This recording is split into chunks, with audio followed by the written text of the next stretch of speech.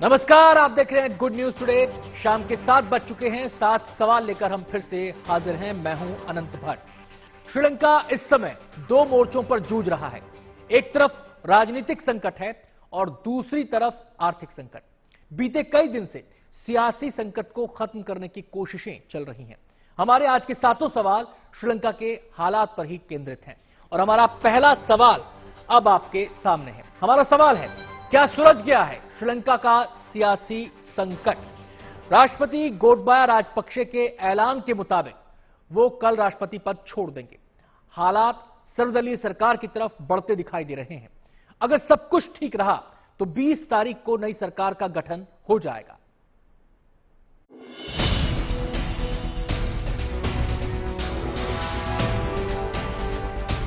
चौतरफा संकट से जूझ रहे श्रीलंका में सियासी संग्राम सुलझता नजर आ रहा है।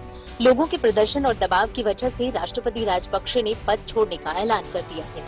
उन्होंने 13 तारीख यानी बुधवार को पद छोड़ने की घोषणा की है, लेकिन फिलहाल वो कहां है, इसके बारे में किसी को कोई जानकारी नहीं है। गोटबाया के इस्तीफे के बाद देश में सियासी तस्वीर साफ होने की उम्मीद है। दरअसल गोटबाया के इस्तीफे के बाद 15 जुलाई को संसद का सत्र बुलाए जाने की संभावना है। इस सत्र में नए नेता के चयन की प्रक्रिया होगी और सब कुछ ठीक रहा तो 20 जुलाई को श्रीलंका को नया राष्ट्रपति भी मिल जाएगा। जहां सत्ता का कॉरिडोर जिसे माना जाता था, आज ये तमाम सारी जगहें म्यूजियम बनी हुई हैं, लोगों के लिए यूं ही खुली हुई हैं। आमतौर पर यहां आना बहुत मुश्किल होता है, बेहद सख्त प्रोटोकॉल होते हैं, लेकिन अब ये लोगों के लिए लगभग कैंप की जगह बन गई है। प्रदर्शनकारियों की चेतावनी है, जब तक राष्ट्रपति इस्तीफा नहीं देते वो इन जगहों से नहीं हटेंगे। इस बीच ये खबर जरूर पुख्ता है कि 13 जुलाई को राष्ट्रपति गोटबाया राजपक्षे अपना इस्तीफा सौंप देने वाले हैं। 20 तारीख को यानी 20 जुलाई को श्रीलंका को नया राष्ट्रपति भी मिल जाएगा, जिसकी प्रक्रिया भी 15 तारीख से शुरू हो जाएगी। गोटबाया के पद छोड़ने के ऐलान के बाद सजित प्रेमदासा की पार्टी समाजी जन वालावेगाया ने अपने सहयोगी दलों से राष्ट्रपति पद के लिए समर्थन मांगा है। हालांकि संसद में गोटबाया राजपक्षे की पार्टी बहुमत में है, लेकिन सजित प्रेमदासा ने कहा है कि अगर कॉमन मिनिमम प्रोग्राम के आधार पर सभी दलों की संयुक्त सरकार बनती है तो वो सरकार का नेतृत्व करने के लिए तैयार है। Tomorrow president has told tomorrow he is resigning. If he is resigning tomorrow, then we have to elect a president from the parliament. So from our side, as a main opposition party, we have nominated Sajith Premadasa, our party leader, as a president for the all-party government. So we have to wait and see what is the government party, because they only have the big numbers. So what is they are going to do. सजित प्रेमदासा 2019 में राष्ट्रपति चुनाव में हार गए थे और अब उन्हें सर्वोच्च पद पर चुने जाने के लिए अपने सहयोगी दलों के साथ साथ सत्तारूढ़ गठबंधन के सांसदों का भी साथ चाहिए होगा। उन्हें उम्मीद है कि राजपक्षे परिवार के खिलाफ जनाक्रोश की वजह से दोनों तरफ के सांसद उनका साथ दे रहे हैं। माना जा रहा है कि नई सरकार के गठन के बाद श्रीलंका सरकार का सियासी संकट खत्म हो जाएगा, लेकिन इन सब घोषणाओं के बाद भी प्रदर्शनकारियों का गुस्सा कम होने का नाम नहीं ले रहा।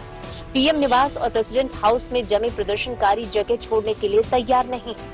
उनका कहना है कि जब तक राजपक्षे पद से इस्तीफा नहीं देते तब तक वो वहां से नहीं जाएंगे। ये जो देश है कभी बेहद खुशहाल माना जाता था। पौराणिक कथाओं में इसे सोने की लंका कहा जाता था, लेकिन आज दाने दाने को मोहताज है। ऐसी तस्वीरें सामने आई जो हतप्रभ कर देने वाली थी कि जहां सत्ता का कॉरिडोर जिसे माना जाता था, आज ये तमाम सारी जगहें म्यूजियम बनी हुई हैं, लोगों के लिए यूं ही खुली हुई हैं। आमतौर पर यहां आना बहुत मुश्किल होता है, बेहद सख्त प्रोटोकॉल होते हैं, लेकिन अब ये लोगों के लिए लगभग कैंप की जगह बन गई है। प्रदर्शनकारियों की चेतावनी है, जब तक राष्ट्रपति इस्तीफा नहीं देते वो इन जगहों से नहीं हटेंगे। श्रीलंका की संसद के स्पीकर ने कहा है कि 20 जुलाई को सांसद अगले राष्ट्रपति का चुनाव करेंगे। लिहाजा अगले कुछ दिनों में श्रीलंका के सियासी संकट का अंत हो सकता है, लेकिन अभी सियासी संकट से ज्यादा महत्वपूर्ण श्रीलंका के लिए वित्तीय संकट का प्रबंधन करना है, जिससे आम लोगों को 2 वक्त की रोटी मिल सके। तो क्या सुलझ गया है श्रीलंका का सियासी संकट? अगर सब कुछ ठीक ठाक रहा तो 20 जुलाई तक श्रीलंका को एक नया राष्ट्रपति और एक नई सरकार मिल जाएगी। 13 जुलाई को राष्ट्रपति गोटबाया राजपक्षे का इस्तीफा होना सुनिश्चित है। इस बीच सरकार और विपक्ष के बीच मंथन जारी है। विपक्ष चाहता है कि वो इस सरकार का हिस्सा तो बने, बशर्ते सजित प्रेमदासा यानी नेता विपक्ष को या तो राष्ट्रपति बनाया जाए या फिर प्रधानमंत्री का पद दिया जाए। श्रीलंका में जब जनता ने राष्ट्रपति भवन की तरफ कूच किया तो गोटबाया राष्ट्रपति भवन छोड़कर अंडरग्राउंड हो गए। हमारा दूसरा सवाल इसी से जुड़ा हुआ है और हमारा सवाल अब आपके सामने है। सवाल है, संकट के बीच कहां हैं श्रीलंका के राष्ट्रपति? गोटबाया को लेकर कई तरह की बातें हो रही हैं। कभी उनके नेवी शिप में छिपे होने की बात होती है, कभी कयास लगते हैं कि वो देश छोड़कर भाग चुके हैं। इस बारे में विस्तार से बता रहे हैं कोलंबो से हमारे संवाददाता आशुतोष मिश्रा। इस राजनीतिक संकट के बीच आखिर कहां हैं श्रीलंका के राष्ट्रपति गोटबाया राजपक्षे? पहले ये कहा गया कि नेवल शिप पर सवार होकर शायद वो ट्रिंकोमेली नेवल बेस पर चले गए। फिर स्पीकर ने कहा कि वो तो देश छोड़कर ही चले गए हैं। 24 घंटे के भीतर स्पीकर ने यू टर्न ले लिया और अब जानकारी मिली कि वो अंतर्राष्ट्रीय एयरपोर्ट के पास एयरफोर्स की सेवा में हैं, एयरफोर्स के पास सुरक्षित महफूज हैं। हालांकि इन सब कयासों पर कोई स्पष्ट जवाब अभी तक सामने नहीं आ पाया, लेकिन ये बात तो है कि फिलहाल राष्ट्रपति गोटबाया राजपक्षे कोई औपचारिक सूचना नहीं दे रहे हैं। अब लगता है सिर्फ इस्तीफे के दिन ही वो सामने आएंगे। जनता के आक्रोश को देखकर न केवल गोटबाया राजपक्षे बल्कि उनका पूरा परिवार ही घबराया हुआ है। लिहाजा हमारा तीसरा सवाल इसी से जुड़ा हुआ है और हमारा सवाल है, क्या देश छोड़कर भागना चाहता है राजपक्षे परिवार? आपको बता दें कि इस सवाल की ठोस वजह है, खुद गोटबाया राजपक्षे कहीं दुबके हुए हैं तो उनके भाई बासिल राजपक्षे ने देश छोड़कर भागने की कोशिश की थी, लेकिन एयरपोर्ट अधिकारियों के विरोध के चलते वो ऐसा नहीं कर सके। इस बारे में विस्तार से बता रहे हैं हमारे संवाददाता आशुतोष मिश्रा। क्या देश छोड़कर भागना चाहता है राजपक्षे परिवार? दरअसल बीती रात बासिल राजपक्षा जब अंतर्राष्ट्रीय एयरपोर्ट पर विशेष वीआईपी लॉन्च से होते हुए अमेरिका जाना चाहते थे तो इमिग्रेशन के साथ साथ एयरपोर्ट के तमाम कर्मचारियों ने न सिर्फ विद्रोह किया बल्कि विरोध भी किया। इतना ही नहीं, जो कॉरिडोर है, विशेष कॉरिडोर, जिसे सिल्क कॉरिडोर कहा जाता है, जहां से श्रीलंकन सरकार के तमाम वीआईपी विदेशों की यात्रा शुरू करते हैं, उस पूरे इलाके के कर्मचारियों ने अब हड़ताल कर दी है। यानी कोई नहीं चाहता कि राजपक्षे परिवार देश छोड़ करके जाए जब तक कि उन्हें उनके अपराधों की सजा न मिले, उनके खिलाफ लगे आरोपों की जांच न पूरी हो। माना जा रहा है कि गोटबाया राजपक्षे के इस्तीफे और नए राष्ट्रपति के चयन के बाद श्रीलंका में सियासी स्थिरता आ जाएगी, लेकिन बड़ा मसला तो आर्थिक संकट भी है। हमारा चौथा सवाल इसी पर है और सवाल है, आर्थिक संकट से कैसे उबरेगा श्रीलंका? श्रीलंका इस समय भयानक आर्थिक संकट की गिरफ्त में है। महंगाई चरम पर है, लोगों को 2 वक्त के खाने के लाले पड़े हुए हैं, लेकिन इन मुश्किल हालात में भारत ने मदद का हाथ बढ़ाया है।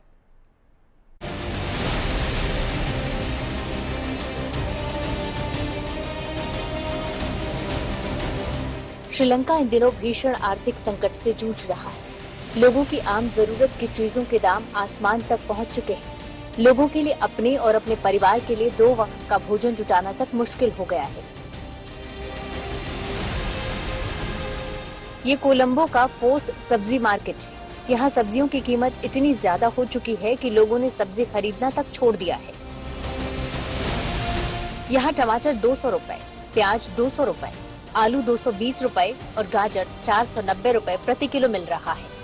बहुत ही बड़ा डिफिकल्ट हो रहा है because it looks completely like we are not exactly ready how to explain this because this is a kind of a radish and you could see the kind of carrots that people are buying from here and this is a market location. इस market का नाम है force market और यहाँ पे अभी आम आदमी यहाँ आकर यहाँ से ये पूरा लाइक वेजिटेबल सब कुछ लेकर जा रहे हैं, पर यहाँ पे 500 ग्राम्स ऑफ टमाटो का प्राइस 80 रुपीज के ऊपर है। ऐसा तो प्राइस तो बहुत ही ज्यादा है। जो अभी वो लिस्ट देख रहे हैं वहाँ पे उसपे 500 टॉप मीन्स 500 ग्राम्स और वो 100 रुपीज में अभी सेल कर रहे हैं। और ये अनियंस को देख लीजिए, this is the condition of onions which are being sold to the Sri Lankan population here.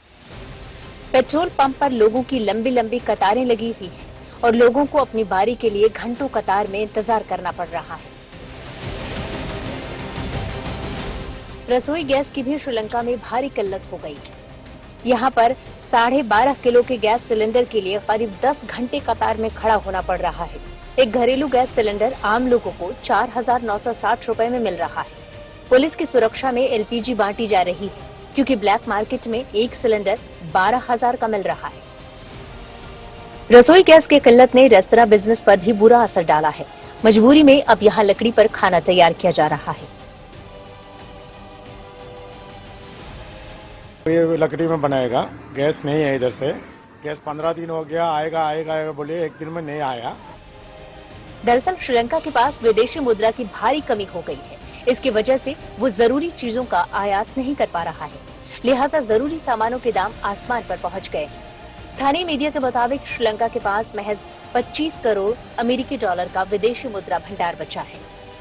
लेकिन संकट की इस घड़ी में अच्छे पड़ोसी की तरह भारत श्रीलंका के साथ खड़ा है और लाइन ऑफ क्रेडिट के तहत जरूरी चीजें श्रीलंका को मुहैया करा रहा है। जब श्रीलंका राजनीतिक और आर्थिक संकट से जूझ रहा है तो एक पड़ोसी, एक जिम्मेदार पड़ोसी होने के नाते भारत ने मदद के हर संभव हाथ बढ़ाए हैं।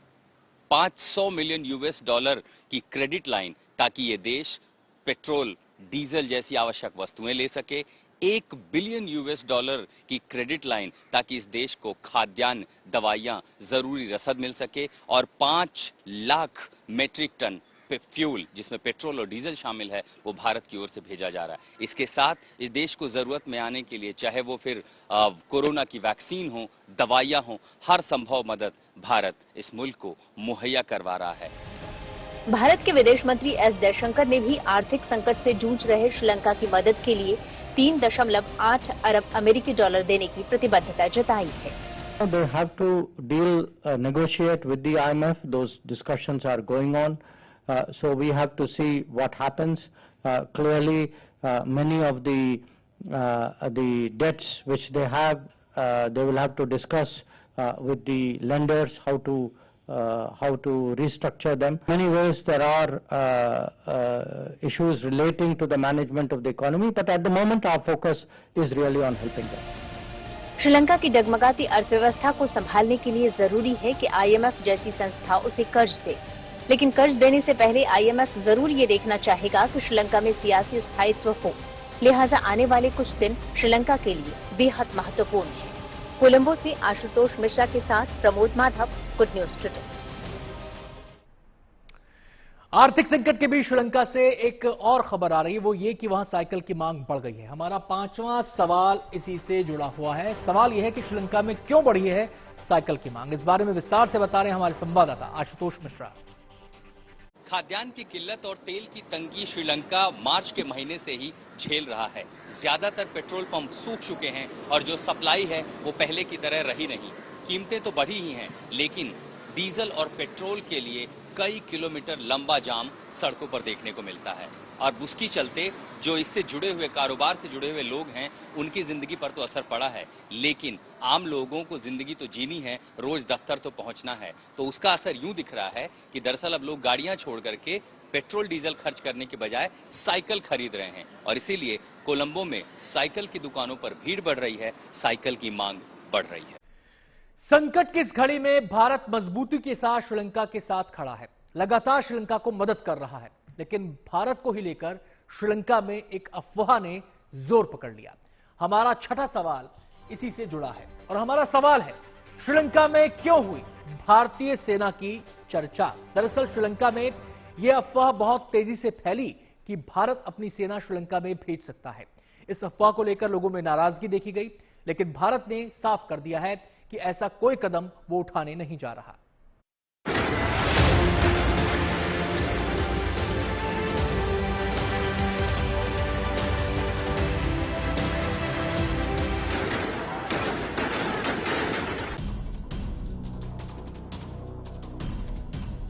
श्रीलंका में हालात खराब हैं। लोग दाने दाने को मोहताज हो गए हैं। पड़ोसी देश श्रीलंका अब तक के सबसे खराब आर्थिक दौर से गुजर रहा है। लोग लंबे समय तक सत्ता में रहे राजपक्ष परिवार के खिलाफ सड़कों पर उतर आए हैं। गुस्सा इतना कि लोगों ने प्रधानमंत्री के घर में आग लगा दी, राष्ट्रपति भवन और प्रधानमंत्री आवास को अपने कब्जे में ले लिया।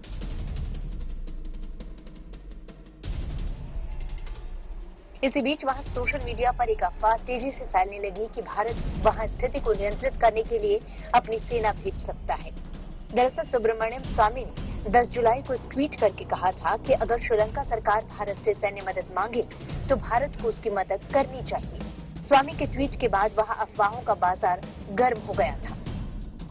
लेकिन स्थिति की गंभीरता को समझते हुए श्रीलंका में भारतीय उच्चायोग ने तुरंत इस मामले में सफाई दी और साफ किया कि उच्चायोग मीडिया और सोशल मीडिया के एक धड़े में अटकलों के आधार पर चल रही रिपोर्ट को पूरी तरह से खारिज करता है कि भारत श्रीलंका में अपनी सेना भेजने जा रहा है। ये खबरें और इस तरह के विचार भारत सरकार की स्थिति के अनुसार नहीं है। इस मामले में न तो भारत सरकार ने कोई बयान जारी किया है और न ही भारतीय सेना ने श्रीलंका को लेकर कोई बात कही। जाहिर है वहां पर अफवाह के माध्यम से भारत सरकार की छवि को खराब करने की कोशिश की जा रही थी, जिस पर भारतीय दूतावास ने तुरंत एक्शन लिया। यदि ऐसा हम करते हैं तो ये भयानक भूल होगी, क्योंकि अभी श्रीलंका दलदल है। यदि हम दलदल में घुसे तो हम खुद दलदल से निकलने में कष्ट में आ जाएंगे। तो जब तक परिस्थिति पूरी तरह से संभल नहीं जाती है, जब तक तस्वीर पूरी साफ नहीं होती है, मुझे नहीं लगता है कि ये वक्त है भारतीय सेना को भेजने का। दरअसल श्रीलंका में भारतीय सेना को भेजने का पिछला अनुभव बेहद कड़वा रहा है। 1987 में जब भारतीय सेना को श्रीलंका के आंतरिक संकट के दौरान भेजा गया था, तब भारतीय सेना को भारी नुकसान उठाना पड़ा था। Bureau report, good news today. Sri Lanka में राष्ट्रपति भवन और पीएम आवास में घुसे प्रदर्शनकारियों का वहां 4 दिन से कब्जा है। हमारा 7वां और आखिरी सवाल इसी से जुड़ा हुआ है और हमारा सवाल है, राष्ट्रपति भवन और पीएम हाउस क्यों नहीं खाली कर रहे प्रदर्शनकारी? राष्ट्रपति भवन और पीएम हाउस में लोगों के डटे रहने की वजह है अविश्वास गोटबाया राजपक्षे पर। गोटबाया इस्तीफे का ऐलान भी कर चुके हैं, लेकिन प्रदर्शनकारियों ने भी साफ कर दिया है कि जब तक वो इस्तीफा नहीं देते तब तक वो दोनों जगहों को खाली नहीं करेंगे।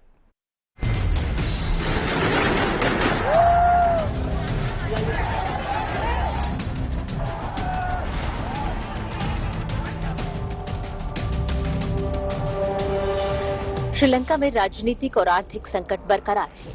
लोग अब भी सड़कों पर हैं। खाना और पेट्रोल डीजल जैसी जरूरतों के लिए भी और श्रीलंका को इस हालत में पहुंचाने के लिए जिम्मेदार माने जा रहे राजपक्षे परिवार के विरोध में भी।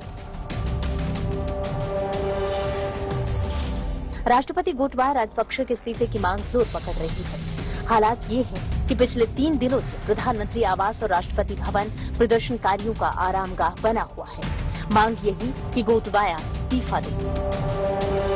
प्रधानमंत्री आवास में लोग इस तरह चहलकदमी करते हुए नजर आ रहे हैं जैसे किसी पर्यटन स्थल की सैर पर आए।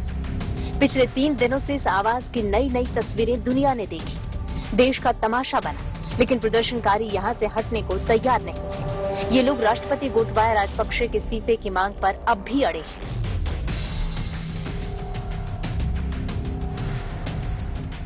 जनता सड़कों पर है, वो आक्रोशित है और आक्रोशित है राजपक्षे सरकार की नीतियों के खिलाफ, परिवार के खिलाफ और भ्रष्टाचार के खिलाफ। सत्ता का कॉरिडोर जिसे माना जाता था, आज ये तमाम सारी जगहें म्यूजियम बनी हुई हैं, लोगों के लिए यूं ही खुली हुई हैं। आमतौर पर यहां आना बहुत मुश्किल होता है, बेहद सख्त प्रोटोकॉल होते हैं, लेकिन अब ये लोगों के लिए लगभग कैंप की जगह बन गई है। प्रदर्शनकारियों की चेतावनी है, जब तक राष्ट्रपति इस्तीफा नहीं देते वो इन जगहों से नहीं हटेंगे।